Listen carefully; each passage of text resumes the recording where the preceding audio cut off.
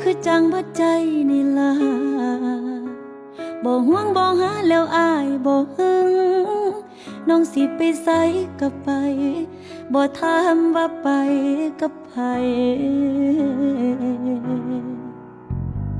ทั้งที่เฮาคบกันมาดนมีหยังกันหาสิบอกกันแน่บ่แม่นปล่อยทิ้งป่าให้ใจกำพร้าความหัก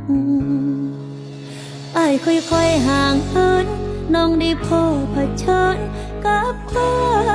มเหงาอ้ายลอยไปมีเขาแล้วมาบอกเลิกเฮามื้อนี้สิขอคืนดีตอนนี้คือบ่รักษามักไฟควายังยามน้องเบิดใจไอ้ทิมน้องแล้วไป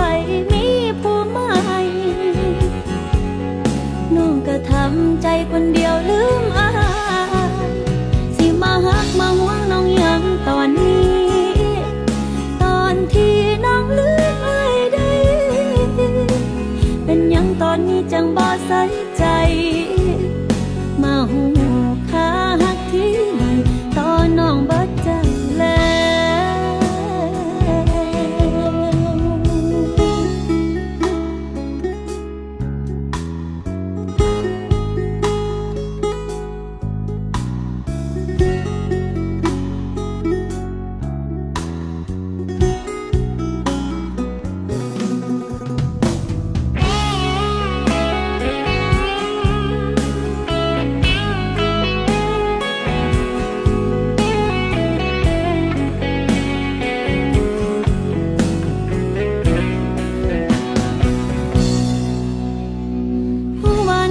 หักอายหลา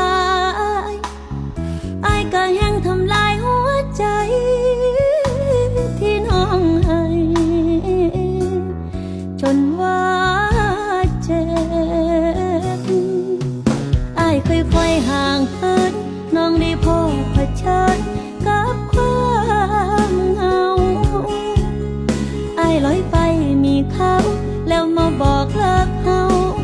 มื้อนี้